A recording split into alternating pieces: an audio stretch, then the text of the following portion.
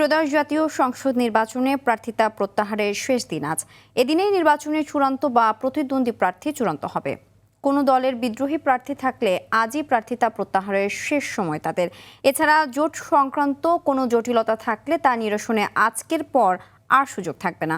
বুধবার প্রার্থীদের মধ্যে প্রতীক বরাদ্দ করবেন রিটার্নিং অফিসাররা। এক্ষেত্রে কোনো আসনে কোন দলের যদি একাধিক প্রার্থী থাকেন তাহলে একজনের নাম চূড়ান্ত করে সংশ্লিষ্ট রিটার্নিং অফিসারকে জানাতে হবে। একই সঙ্গে স্বতন্ত্র প্রার্থীরাও কেউ চাইলে নিজের প্রার্থিতা প্রত্যাহার করে নিতে পারবেন।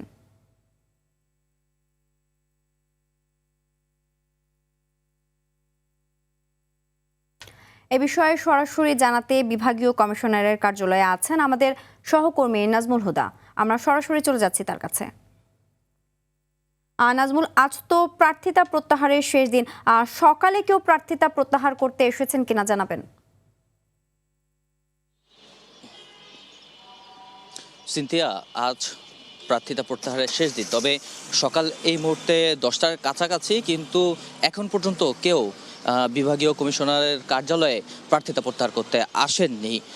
শুধু তাই নয়, আমরা একটু খোঁজ নিয়েছিলাম এখানে, আমাদেরকে এখানকার এক কর্মকর্তা তিনি জানিয়েছেন যে এখন পর্যন্ত গতকালকে মাত্র একজন ব্যক্তি তিনি তার প্রার্থিতা প্রত্যাহার করেছেন। তিনি ঢাকা 18 আসনের গণসংহতি আন্দোলনের প্রার্থী ছিলেন বিলকিস নাসিমা রহমান।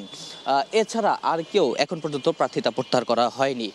আপনি জেনে থাকবেন যে বিভাগীয় কমিশনারের কার্যালয়ে সাধারণত 13টি আসনের যেই মনোনয়ন রয়েছে সেগুলো দাখিল করা হয়েছিল এবং সেগুলোর যাচাই বাছাই হয়।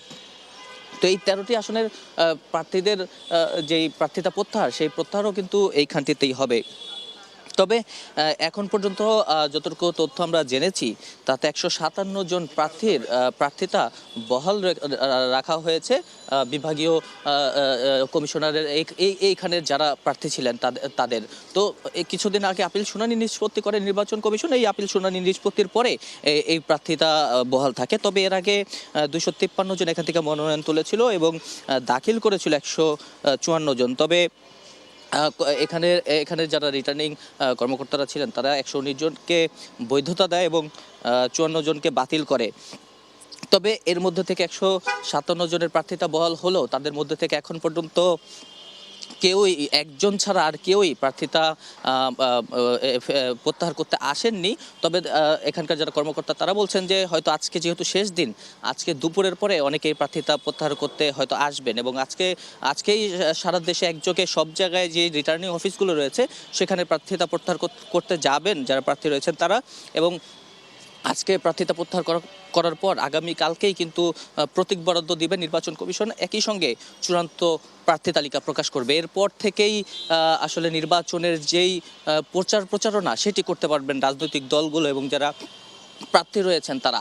আর এরপরেই এবার যে 12ই ফেব্রুয়ারি সেদিন কিন্তু সকাল 7:30 থেকে বিকাল 4:30 পর্যন্ত 9 ঘন্টা টানা জাতীয় সংসদ ভোট ও গণভোট অনুষ্ঠিত হবে। সিনথিয়া, ধন্যবাদ।